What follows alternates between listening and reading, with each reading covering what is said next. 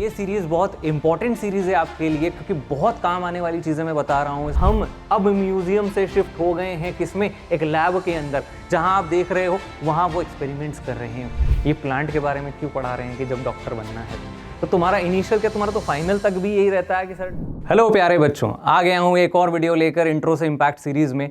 और इस वीडियो के अंदर हम लोग बात करने वाले हैं हमारी सेकंड यूनिट के इंट्रोडक्शन की। आई होप आप लोगों को पहले वीडियो में मजा आया होगा और कई सारी नई बातें जानने को मिली होगी। तो जुड़े रहिए आगे, क्योंकि ये सीरीज बहुत इंपॉर्टेंट सीरीज है आपके लिए, क्योंकि बहुत काम आने वाली चीज़ें मैं बता रहा हूँ इस वीडियो के, इन सीरीज के जो वीडियोस आ रहे हैं उनके अंदर बहुत सारी नई चीज़ें आपके लिए आने वाली है। तो प्लीज़ इस सीरीज के साथ जुड़े रहें। चलिए शुरुआत करते हैं आज के चैप्टर की। तो आज का जो हमारा चैप्टर है वो है structural organisation in plants and animals, जिसके अंदर 3 चैप्टर्स आपके इंक्लूडेड हैं, morphology, anatomy and structural organisation of animals. ठीक है, तो आज हमारा ये जो चैप्टर है इसके अंदर हम कुछ इंपॉर्टेंट बातों की डिस्कशन करेंगे। यहीं से आज थोड़ी बहुत बात शुरू हो जाएगी रिडक्शंस बायोलॉजी की। वो क्वेश्चन हालांकि यहाँ से नहीं था, वो क्वेश्चन अगले चैप्टर से, अगले यूनिट से आया था, लेकिन उसका थोड़ा बहुत जो यहाँ पर फाउंडेशन है वो ले कर दिया गया है इस इंट्रोडक्शन के अंदर। तो बहुत ध्यान से सुनना और एंड तक बने रहना वीडियो के, ताकि आपको बहुत सारी नई नई बातें जानने को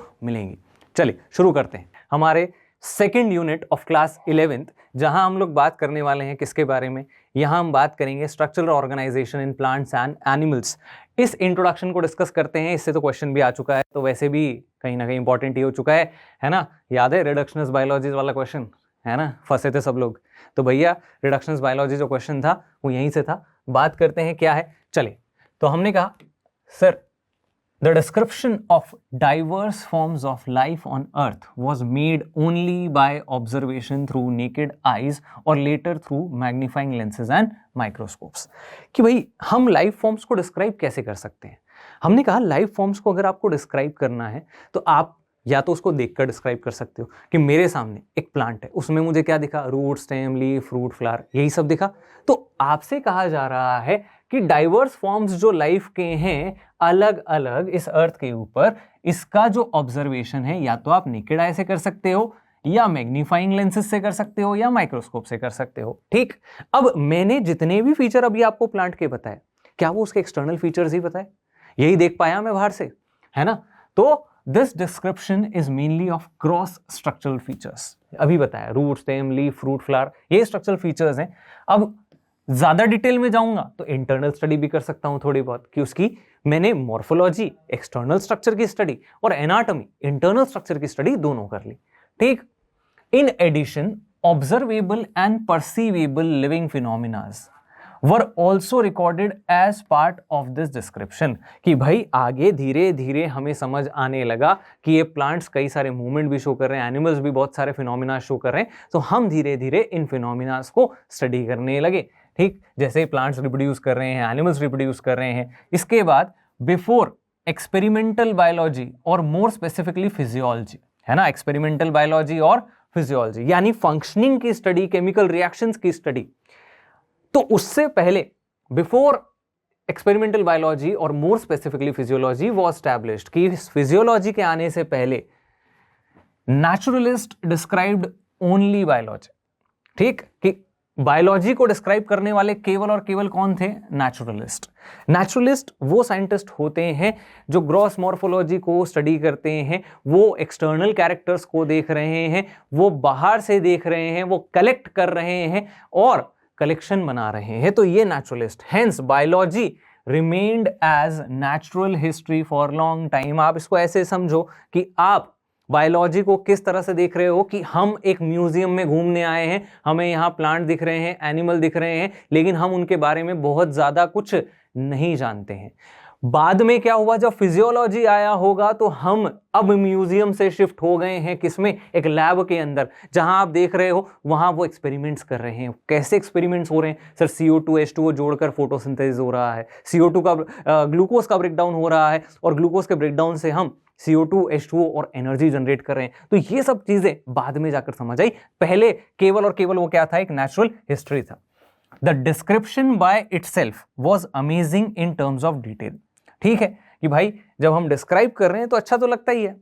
ठीक, तो ये कह रहा है कि जो डिस्क्रिप्शन था वो बहुत अच्छा था। While the initial reaction of a student could be boredom, तुम लोगों का तो खैर हर चीज में ही होता है ना सर, क्या ही पढ़ना, क्यों ही पढ़ना, ये प्लांट के बारे में क्यों पढ़ा रहे हैं कि जब डॉक्टर बनना है तो तुम्हारा इनिशियल क्या, तुम्हारा तो फाइनल तक भी यही रहता है कि सर क्यों पढ़ रहे हो बॉटनी, नीट में आएगा, एक ही तो पर्पस है जीवन में। तो one should keep in mind that the detailed description was utilized in the later day reductionist biology where living processes drew more attention from scientists then the description of life forms and their structure। क्या कह रहा है कि धीरे धीरे हम लोग detail description की तरफ जाने लगे और हमने एक रिडक्शनिस्ट बायोलॉजी की अप्रोच यूज करी, जहां हम एक ऑर्गेनिज्म को अलग अलग लेवल्स पर स्टडी करना शुरू कर रहे हैं, धीरे धीरे डिटेल्स में एंटर कर रहे हैं। Hence this description became more meaningful and helpful in framing research questions in physiology और एवोल्यूशनरी बायोलॉजी। बात समझ आ रही है? तो अब ये क्या कहना चाह रहा है, in the following chapters of this unit the structural organisation of plants and animals including the structure basis of physiological and behavioural phenomena is described. For convenience, this description of morphological and anatomical features is presented separately for plants and animals। तो देखो, आपको reductionist biology की approach यहां पर दे दी गई है। Reductionist biology वाला जो क्वेश्चन है उसकी और डिटेल हम जब धीरे धीरे अगले लेवल तक पहुंचेंगे। देखो, अब ऑर्गेनिज्म का ब्रेकडाउन हो रहा है, पहले आप एक्सटर्नल फीचर्स पढ़ोगे, root, stem, leaf, fruit, flower पढ़ोगे, फिर आप धीरे धीरे वहां पर टिश्यूज पढ़ना शुरू करोगे। जब टिश्यूज पढ़ लोगे तो आप सेल्यूलर लेवल पर जाना शुरू करोगे, तो आप रिडक्शनिस्ट बायोलॉजी अप्रोच यूज कर रहे हो, जिसके बारे में ये बात कर रहा है। तो ये कह रहा है कि भाई अभी हम इस अप्रोच के अंदर किस किस की बात करेंगे, आप external characters morphology, internal characters anatomy, फिर प्लांट्स की इंटरनल स्ट्रक्चर्स की स्टडी, सॉरी एनिमल्स के इंटरनल स्ट्रक्चर्स की स्टडी। तो ये तीन चीजें आपको यहां पर बताई जा रही हैं। क्लियर है मेरी बात? तो ये था यहां पर रिडक्शनिस्ट बायोलॉजी के बारे में थोड़ी बहुत बातें। अब और डिटेल आएगी अगले यूनिट में, जो कि बहुत जल्द आएगा, है ना? तो बने रहिए इस चैनल पर, जाना नहीं है कहीं भी, ठीक? तो देखिए, अब बात करते हैं साइंटिस्ट। साइंटिस्ट आपको दी गई कैथरीन इसाउ, है ना? तो कैथरीन इसाउ के बारे में बात करें तो Katherine Esau was born in Ukraine.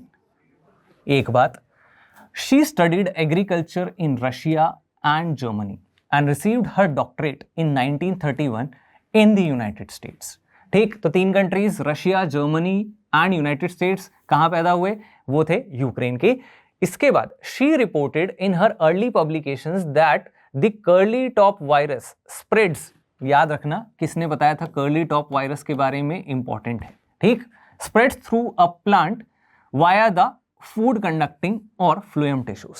ठीक है जी, तो ये बात भी याद रखना कि यहां पर फ्लोएम के थ्रू इंफेक्शन होता है कर्ली टॉप वायरस का, जो हमें बताया किसने? कैथरीन इसाउ ने। कहीं नहीं लिखा हुआ है, क्वेश्चन आ जाएगा तो तुम वही हालत हो जाएगी जो लास्ट ईयर हुई थी। तुम ये सोचोगे कि क्या ये सच में एनसीईआरटी से आया है या बाहर से आया। तो भाई इसीलिए छोटी छोटी डिटेल्स, सीरीज बहुत इंपॉर्टेंट है इसीलिए।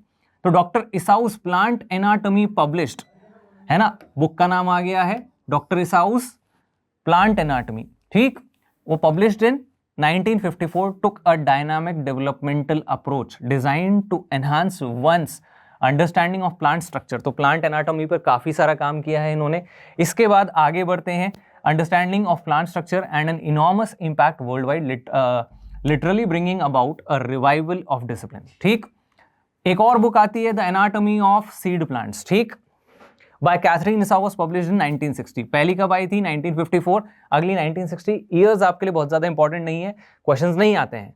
इसके बाद it was referred to as Websters of plant biology. Websters एक ऐसी जगह जहां से आप सारी स्टडी कर सकते हो, एक ऐसा मैनुअल जहां से सारी स्टडी की जा सकती है किसी भी चीज की। तो वही वेबस्टर्स आपके पास क्या हो गया है? Anatomy of seed plants. तो अगर आपसे क्वेश्चन पूछा जाता है वेबस्टर्स ऑफ प्लांट बायोलॉजी किस बुक को बोला गया, तो वो बुक का नाम है एनाटॉमी ऑफ सीड प्लांट्स। ठीक है, तो एक एनसाइक्लोपीडिया की तरह ये आपके पास हो गया है। उसके बाद इन 1957 she was elected for National Academy of Sciences, becoming the 6th woman to receive this honor। ठीक, तो आपको ये याद रखना है कि ये 6th नंबर पर थी, ऐसी वुमेन थी जिनको ये ऑनर मिला था। इसके बाद इन्हें कुछ प्रेस्टिजियस अवार्ड्स मिले, जिसमें नेशनल मेडल ऑफ साइंस शामिल है फ्रॉम प्रेसिडेंट जॉर्ज बुश। इसके बाद इनकी डेथ होती है 19 97 के अंदर, है ना, जिसके बाद पीटर रेविन जो हैं, है ना, एनाटॉमी और मॉर्फोलॉजी की काफ़ी अच्छे अच्छे बुक्स हैं पीटर रेविन की। तो इन्होंने कहा कि भैया ये बहुत ज़्यादा लर्नड पर्सन थी और इस फील्ड को बहुत डोमिनेट करती थी। ठीक, तो ये था इंट्रोडक्शन कैथरीन इसाओ का। तो ये हमारे पास सेकंड वीडियो इस सीरीज का बच्चों, जहां पर हम लोगों ने सेकंड इंट्रोडक्शन को कवर किया, जो कि था हमारा एनाटॉमी, मॉर्फोलॉजी, स्ट्रक्चरल ऑर्गेनाइजेशन वाला। बने रहिए इस चैनल के ऊपर, ऐसे और वीडियोस आते रहेंगे, ये सीरीज कंटिन्यू रहेगी, क्योंकि देखो बहुत छोटी छोटी चीज़ें हैं जो हो सकता है कि आप पढ़ते समय मिस आउट कर देते हैं। जैसे कि फॉर एग्जाम्पल अभी मैंने आपको कर्ली टॉप के बारे में बताया, है ना, तो होता है कई बार कि ये चीज़ें मिस आउट हो जाती है। तो ऐसी चीज़ों का ध्यान रखें कि ये बहुत इंपॉर्टेंट है और इन वीडियोस के थ्रू आपको ये बार बार मिलता रहेगा। तो बने रहिए इस चैनल पर और मिलते हैं आपसे अगले वीडियो में।